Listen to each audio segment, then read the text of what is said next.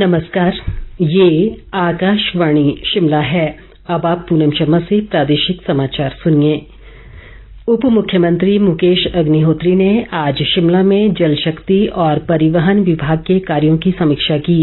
जल शक्ति विभाग की बैठक को संबोधित करते हुए उप मुख्यमंत्री ने कहा कि सभी अधिकारी जनता की आवश्यकताओं को ध्यान में रखकर पूरे समर्पण और प्रतिबद्धता के साथ कार्य करें।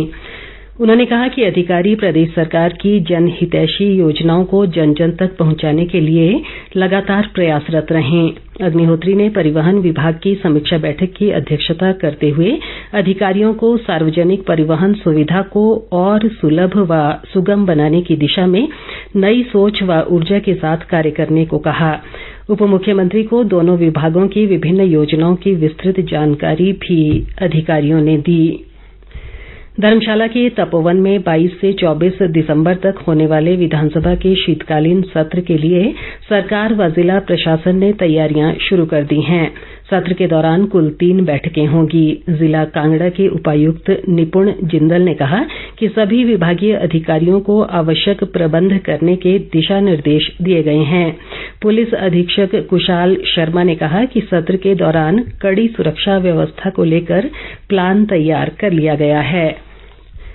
एसीसी और अंबुजा सीमेंट फैक्ट्रियों में चल रहा विवाद आज भी जारी रहा। ऐसे में इन दोनों ही फैक्ट्रियों में आज चौथे दिन भी तालाबंदी रही। इन दोनों ही सीमेंट फैक्ट्रियों के प्रबंधन जहां ट्रक भाड़ा कम करने पर अड़े हुए हैं, वहीं दूसरी ओर ट्रक ऑपरेटर भाड़े में वृद्धि की मांग कर रहे हैं। नतीजतन इस विवाद को हल करने के लिए अब तक हुए सभी प्रयास विफल रहे हैं। कांग्रेस पूर्व सैनिक विभाग के प्रभारी मेजर जनरल डीवीएस राणा ने एसीसी और अंबुजा सीमेंट कंपनियों में तालाबंदी पर चिंता जताई है।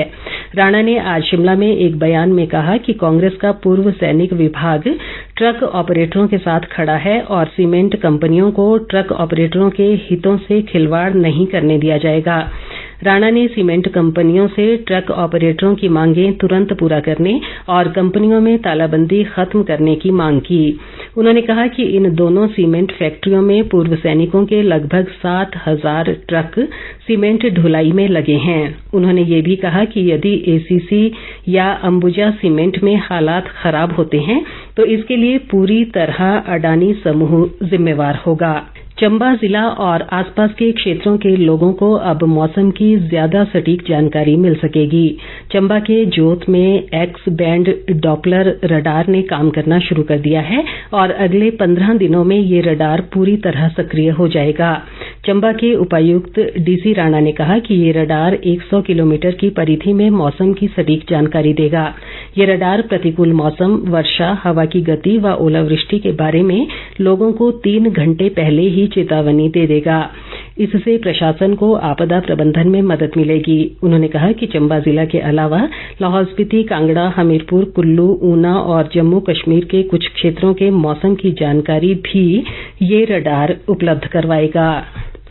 हिमाचल प्रदेश पावर कॉरपोरेशन ने अपना 16वां स्थापना दिवस मनाया। इस मौके पर निगम के मुख्यालय में प्रबंध निदेशक अजय कुमार शर्मा ने निगम का झंडा फहराया और अधिकारियों तथा कर्मचारियों को कर्तव्य निष्ठा के साथ कार्य करने की शपथ दिलाई।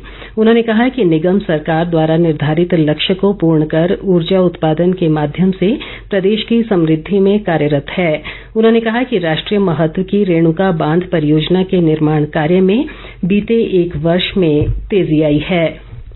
जनजातीय जिला किन्नौर में वर्ष 2022 में महिलाओं के उत्पीड़न के मामलों में वृद्धि दर्ज की गई है। जिला पुलिस अधीक्षक विवेक चहल ने आज रिकांगपिओ में कहा कि वर्ष 2021 में जिले में महिला उत्पीड़न के केवल 24 मामले थे, जो इस साल बढ़कर 28 हो गए हैं।